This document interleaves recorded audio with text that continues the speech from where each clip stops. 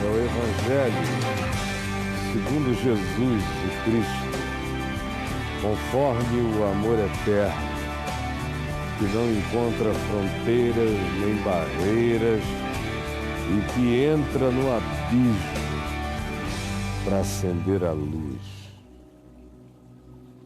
Primeira Epístola de Pedro, capítulo 3, a partir do verso 18, que diz: também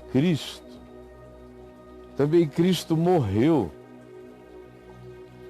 Também Cristo morreu uma única vez. Também Cristo morreu uma única vez pelos pecados, a saber, o justo se dando, se entregando pelos injustos. Para quê? Para conduzir-nos a Deus. Cristo morreu uma única vez pelos pecados, o justo pelos injustos, para conduzir-nos a Deus. O justo morreu uma única vez, não duas nem três, uma única vez pelos pecados de todos. O justo morreu pelos injustos com a finalidade de conduzir-nos a Deus. Morto. Morto sim. Morto mesmo.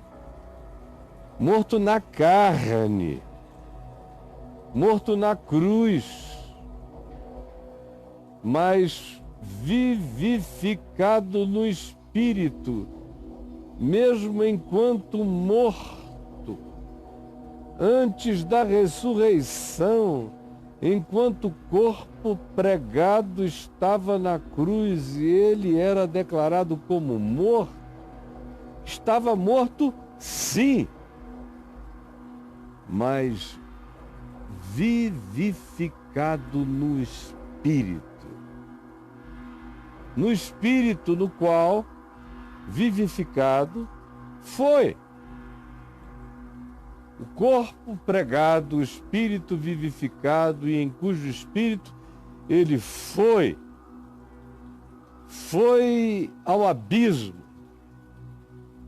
Foi ao abismo do abismo, foi aos tártaros, conforme os gregos entendiam, foi ao pior dos mundos da morte. Morto sim na carne, na cruz, o justo pelos injustos, para conduzir-nos a Deus ao extremo de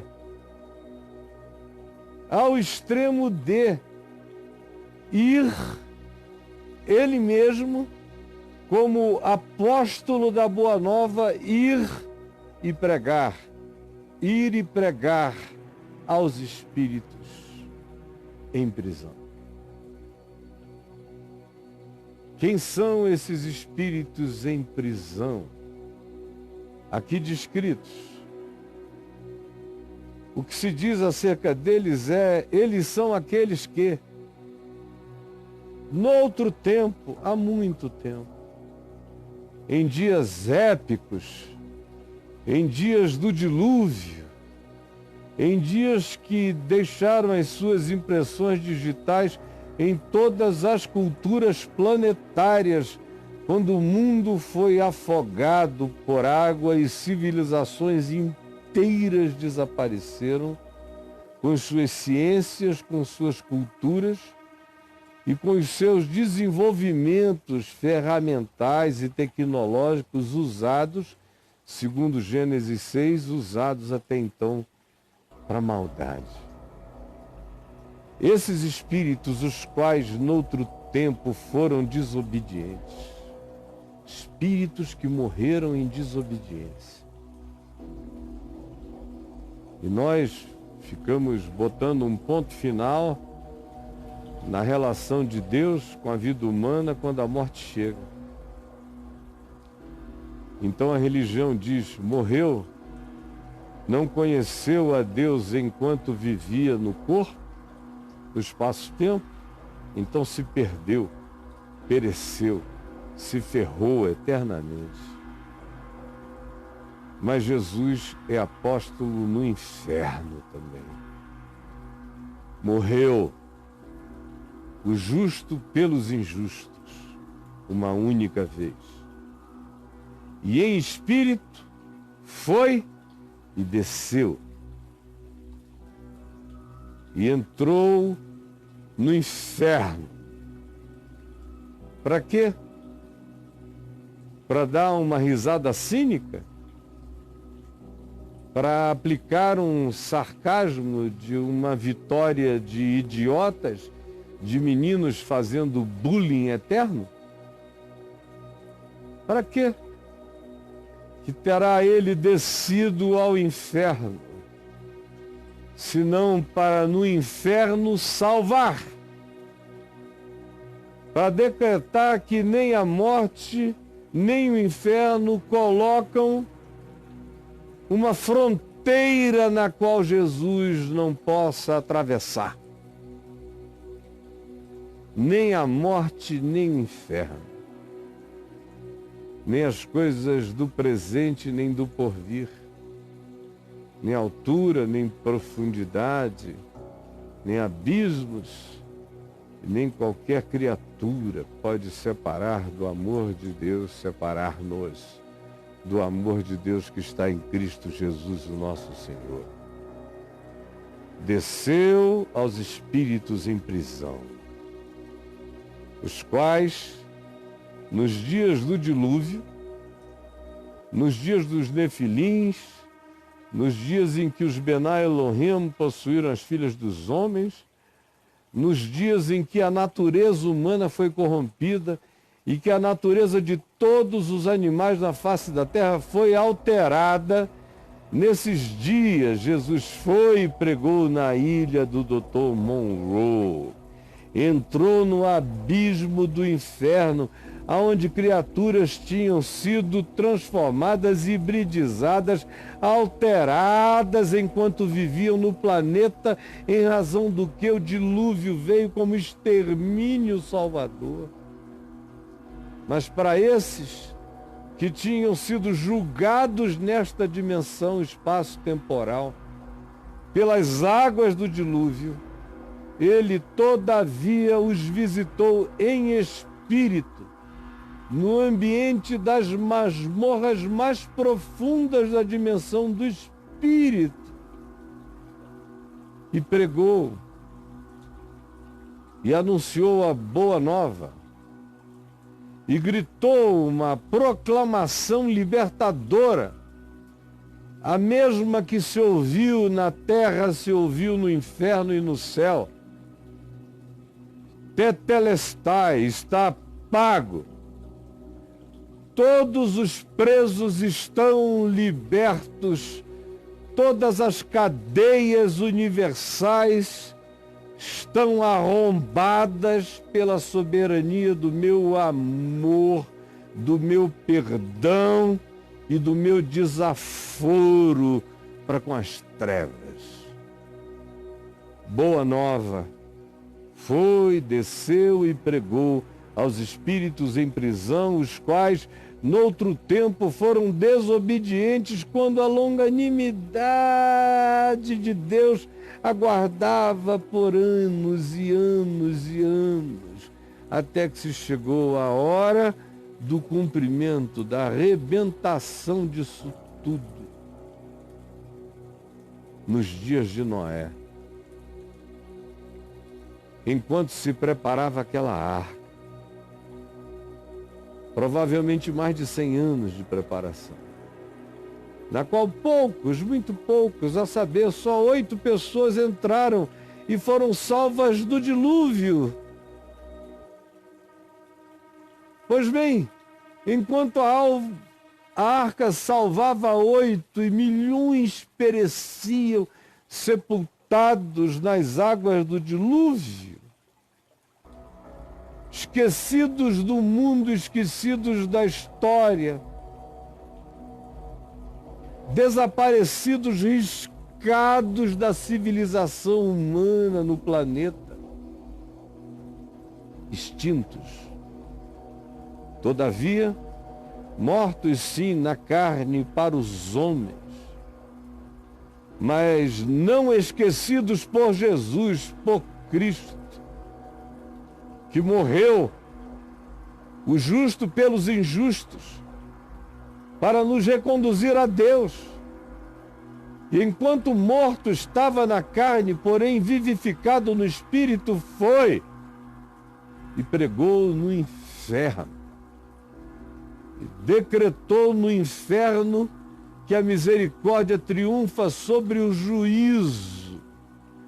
E que o justo morreu pelos injustos de todos os tempos, inclusive pelos injustos dos dias anteriores à catástrofe diluviana. E gritou isso nos porões do inferno. E o grito foi de vitória, não foi de condenação, nem foi de sarcasmo. Foi de libertação, de pagamento, de declaração de que tudo estava feito, e a dívida até dos que não se podia imaginar e nem mais lembrar do significado das suas existências, esses não foram esquecidos jamais. E a cruz os alcança no inferno do seu abandono e lhes anuncia a longanimidade de Deus e a graça de Deus que transcende os limites da morte física e os limites do espaço-tempo e penetra em todas as dimensões. Jesus, que a única coisa que pede de nós hoje, a única coisa que de nós pergunta agora, é que se nós trazemos diante de Deus uma boa consciência. É só isso que Ele quer saber. E uma consciência que tem a sua segurança no fato da ressurreição de Cristo, que é a garantia do nosso perdão. Porque Ele ressuscitou, eu tenho a garantia validatória do meu perdão eterno. De que nada nem ninguém me separa do amor de Deus, nem o inferno. Sim, por causa de Cristo Jesus, o qual, depois de ir para o céu, agora, após ter descido ao inferno e libertado espíritos em prisão, de milênios e milênios de uma outra era, foi para o céu. E está à destra de Deus, este mesmo que visitou os infernos está à destra de Deus. E todas as coisas estão subjugadas a Ele. Anjos, criaturas universais, civilizações universais, principados, potestades, forças e poderes, subordinados a esse que invade o inferno, porque disse: as portas do inferno não prevalecerão contra mim, contra o meu reino. Invade o inferno. Abraça gente no inferno e livra do inferno, no inferno. E se assenta nos lugares celestiais, dando garantias absolutas acima de todo anjo, acima de toda potestade, acima de todo principado e poder. Que me poderá fazer o homem, o diabo, os demônios ou o inferno, se o próprio inferno foi arrombado de dentro para fora por esse que no inferno não deu uma gargalhada cínica, mas anunciou a proclamação da boa nova de libertação, não para os que estavam apenas no espaço-tempo, mas para qualquer criatura, em qualquer outra dimensão.